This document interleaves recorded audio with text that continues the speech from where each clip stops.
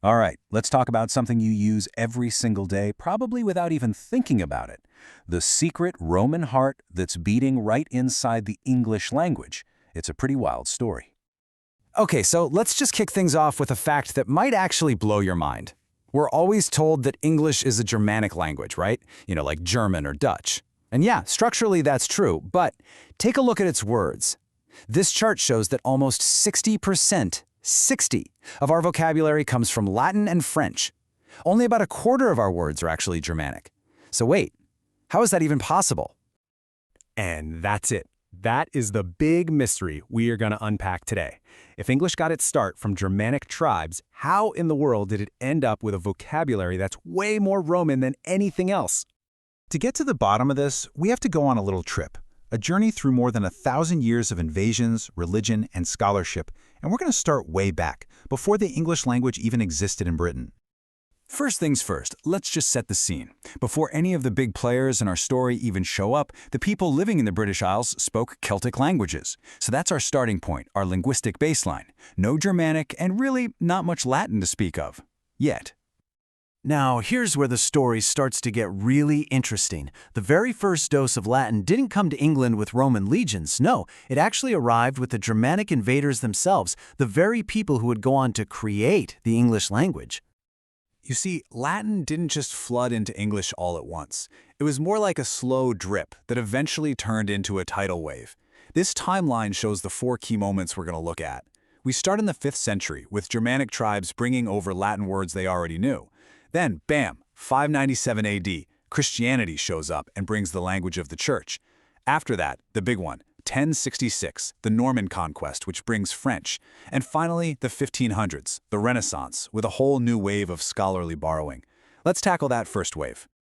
So picture this. It's the 400s. Germanic tribes, you know them, the Angles, Saxons, and Jutes, are crossing the North Sea. They're bringing their own dialects, which are all going to mix together to become Old English. But here's the key. They'd already spent a ton of time as neighbors to the Roman Empire back on the continent, and they'd picked up some of the lingo. Linguists have a cool name for this first batch of words, the zero period. And these weren't, fancy philosophical concepts. This was practical, everyday stuff they picked up through fighting and trading. We're talking words for war and building like camp, street, and wall, and words for commerce like wine, pound, and of course, the very important word, cheese. So that was wave 1. The next wave of Latin was huge, and it came from a totally different direction, religion. This second wave didn't just change how people worshipped, it changed the very words they used to talk about their world. The big turning point is the year 597 AD.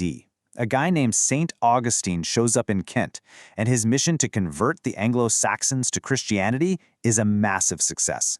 And almost overnight, Latin becomes the language of power. It's the language of religion, of school, of all the official records. It was everywhere.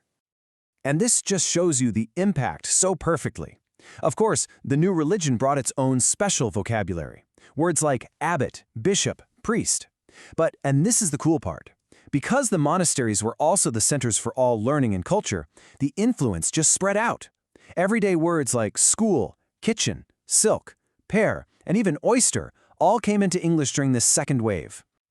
Okay, so after a few centuries of the church's influence, the next big event comes along and completely changes the game.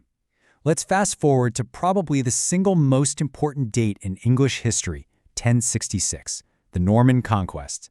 This is where the floodgates really burst open, because the new bosses, the new ruling class, they all spoke French, which is of course a language that grew right out of Latin. And this invasion didn't just change who was in charge.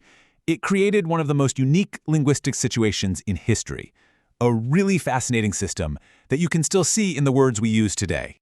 For the next few hundred years, England was basically a linguistic layer cake. You had the common people, the farmers and workers, speaking good old English. Then you had the new nobility, the courts, the government. They were all operating in French. And all the while, the church and the scholars kept on using Latin.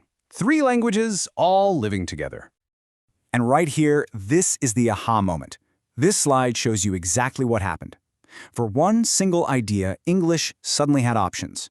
The simple, earthy word was usually from Old English, like ask. The more sophisticated, literary word usually came from French, like question, and the most formal, technical, or scientific-sounding word came straight from Latin, like interrogate.